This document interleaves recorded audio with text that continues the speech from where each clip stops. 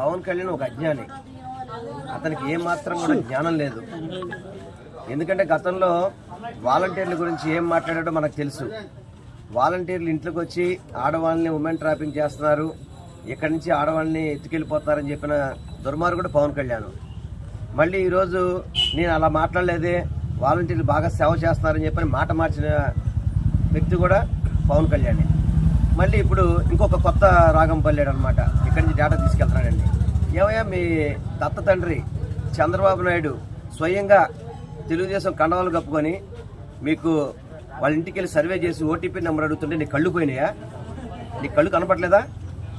అంటే మీ పార్టీ వాళ్ళు చేస్తేమో తప్పు, పథకాలు ఇవ్వడానికి ఇన్ఫర్మేషన్ తీసుకుంటే తప్పు అవుతుందా? అది తప్పు అవుతుందా? మీ పార్టీ వాళ్ళు చేస్తే మాత్రం కరెక్ట్. ఏం మాట్లాడతావు పవన్ కళ్యాణ్? నువ్వు మాట్లాడితే బుద్ధి జ్ఞానం ఉండాలి.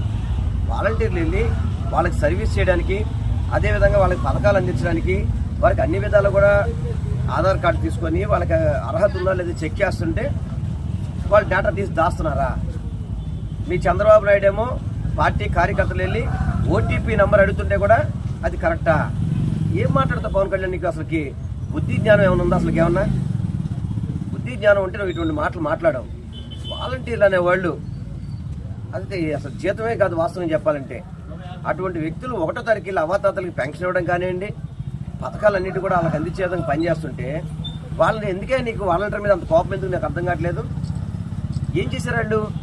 నీకు ఈ రాష్ట్రంలో మంచి జరుగుతుంది చూడలేవు, ఈ రాష్ట్రంలో ప్రజలు సుఖంగా ఉంటే చూడలేవు. నీకల్లా సంతోషంగా చంద్రబాబు ఉంటే మాత్రం సంతోషంగా ఉంటే చాలు తప్ప మిగతా వాళ్ళు ఎవరు సంతోషంగా ఉన్న చూడలేని వ్యక్తి రాష్ట్రంలో పవన్ కళ్యాణ్.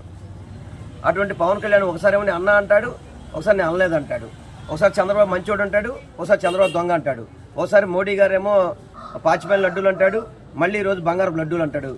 అసలు మాటకు నిలకడ ఉన్న వ్యక్తేనా? రాజకీయాల్లో పనికొచ్చేవాడు అసలు ఇతను?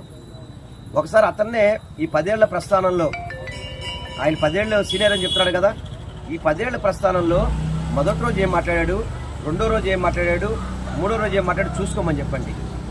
చూసుకొని కనీసం ఒక్క మాట మీద నుంచోమని చెప్పండి. కాసేపేమో రాజధాని దగ్గర రైతుల దగ్గర ఎందుకు పొలాలు భూములు లాక్కున్నాడు అంటాడు, అక్కడ పెరుగన్నం తింటాడు, మళ్ళీ హైదరాబాద్ వెళ్ళి ప్యాకేజ్ తీసుకొని చంద్రబాబు సపోర్ట్ చేస్తాడు. అసలు ఏమైనా ఒక్క మాట మీద నిలకొని ఉన్న వ్యక్తి అతను ఒక నాయకుడు, అతను ఒక పార్టీ. అది ఆ పార్టీని చూసుకుని మనం మాట్లాడుకోవాలా. చాలా దుర్మార్గంగా ఉందండి ఈ జనసేన పార్టీ కానీ పవన్ కళ్యాణ్ అనే వ్యక్తి చాలా దుర్మార్గంగా మాట్లాడడం అనేది చాలా బాధాకరం.